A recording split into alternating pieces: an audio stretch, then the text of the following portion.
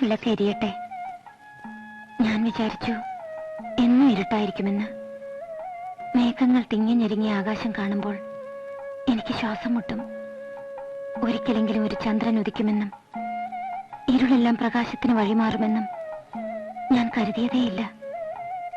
നിന്നെക്കുറിച്ചുള്ള കേട്ടറിവുകൾ നിന്നെ മോഹിക്കാൻ പോകുന്നതായിരുന്നില്ല.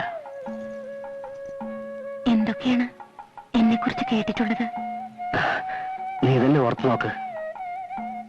ഞാൻ ഒരുപാട് പറഞ്ഞില്ലേ?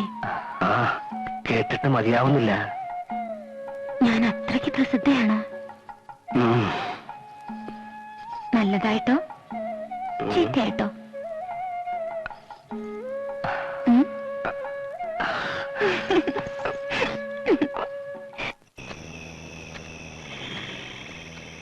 ഈശ്വര, അമ്മൂമ്മയ്ക്ക് ഒന്നും വരുത്തരുതേ.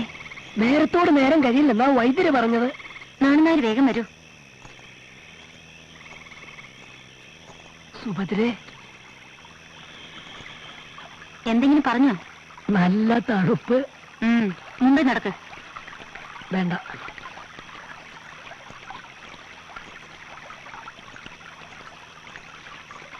ഒന്നിങ്ങോട്ട് കേറാം. എന്താ പറഞ്ഞത്? അവിടെ ആരുമില്ല. കേട്ടോ?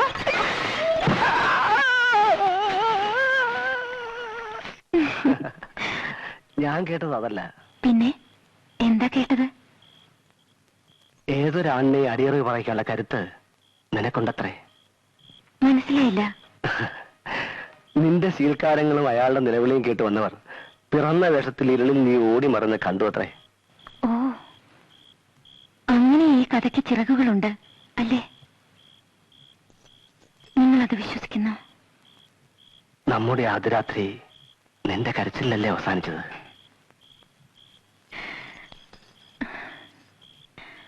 ആരുമില്ലെന്ന് കരുതിയ എനിക്ക് ഞാൻ ഒറ്റയ്ക്കല്ലെന്ന് ആദ്യമായി തോന്നിയത് ആ രാത്രിയിലാണ്. എന്റെ ദൈവമേ, ഇത്രയേറെ നിലാവ് ഞാൻ ഒരിക്കലും കണ്ടിട്ടില്ല. ഇത്രയേറെ നക്ഷത്രങ്ങൾ എന്നെ നോക്കി ചിരിച്ചിട്ടില്ല. ഈ വെളിച്ചം ഒരിക്കലും കെടാതിരുന്നെങ്കിൽ.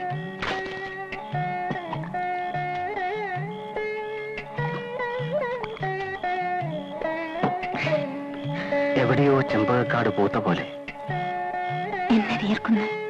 ഈ നാട്ടിലെ യക്ഷിക്ക് നിന്റെ ഛായയാണെന്ന് പറഞ്ഞു കേട്ടു. കണ്ടവരാരോ ആണ്.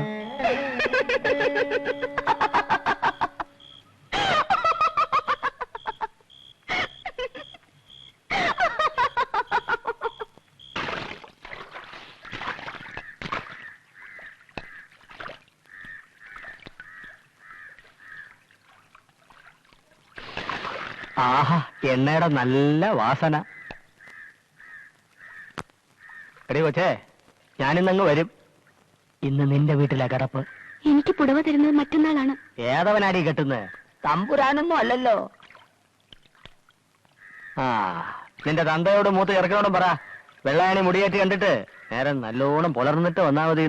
ഇന്ന് സുന്ദരിമണി.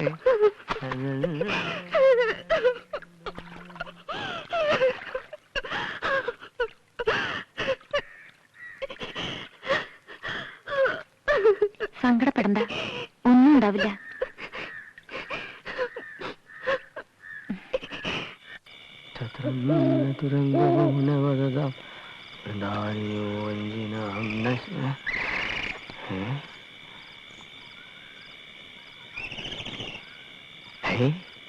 ആരാത്? കൊള്ളാമല്ലോ.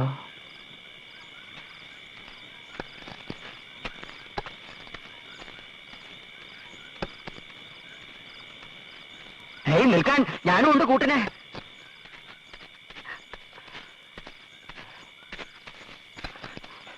ഏതായി വള്ള അപ്സരസോ? നിൽക്കോ.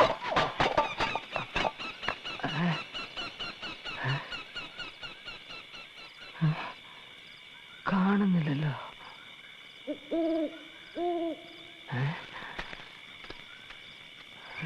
പോയി.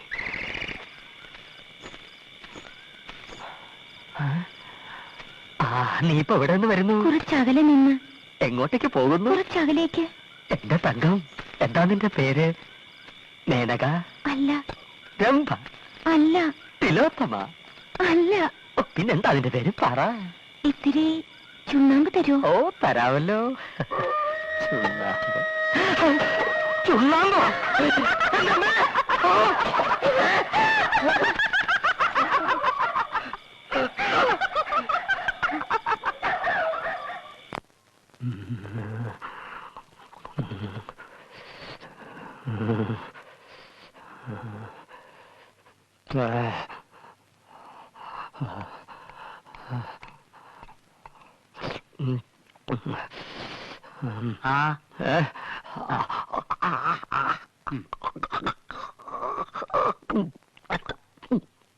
കാഞ്ഞരത്തിൻ പൂവും വേപ്പിന്റെ ഇലയാ, ലേശം കയ്പുണ്ടാവും.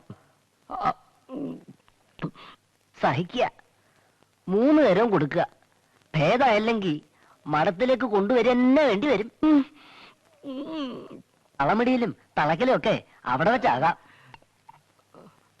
താൻ യക്ഷിയെ കണ്ടത് നേരാണോടോ? എത്ര വട്ടം പറയണം? പ്രതിക്രിയ ചെയ്യാനാണ്. ഇളയിടത്തൊരു ബ്രാഹ്മണനുണ്ട്, ഏത് യക്ഷി അയാൾ തറയ്ക്കും പോലും. ഒരു നട്ടപ്പാതിരയ്ക്ക് ഞാനും ഒന്നിനെ കണ്ടു. ആ വഴി പിന്നെ നടന്നിട്ടില്ല. പാല പൂത്ത മണം. എന്തൊരഴകായിരുന്നു അവൾക്ക്. നിലത്തെഴയുന്ന മുടി. അത്രക്കില്ലല്ലോ.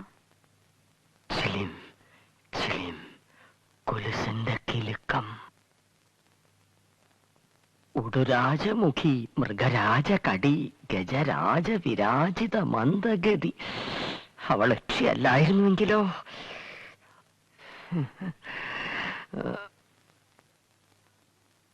പാദം നിലത്ത് തൊട്ടിരുന്നോ? അന്നേരം ആര് വാദം നോക്കുന്നു? അവൾ പിന്നെന്ത് ചെയ്തു? ചുണ്ണാമ്പ് ചോദിച്ചപ്പോ എനിക്ക് കാര്യം മനസ്സിലായി. അപ്പതേ കുരവ, കരിമ്പഴയുടെ മുകളില് കൊടുങ്കാറ്റ്. പനയോ? അവിടെ ഏത് പന? വെറും ഒരു മൂവാണ്ടമാവല്ലേ ഉള്ളൂ.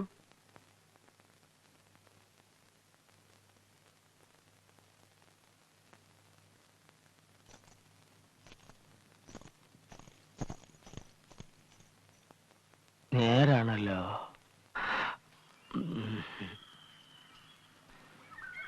പണ്ട് പനമരച്ചോട്ടിലൊരു ശവം കണ്ടു. യക്ഷി രക്തം കുടിച്ച് കൊന്നിട്ട ഒരാൾ. അയാൾ ഞങ്ങളുടെ അകന്ന ബന്ധുവായിരുന്നു. എന്തോ വസ്തുതർക്കം. അത് ചോദിക്കാൻ വന്ന അയാളെ മൂത്തമ്മാവൻ മഴുകൊണ്ട് വെട്ടിയത് കണ്ടവരുണ്ട്. പക്ഷേ അതും യക്ഷിയുടെ പേരിൽ എഴുതി ചേർത്തു. 33, 34, 35, 36, 37, 38, 39, 40, 41.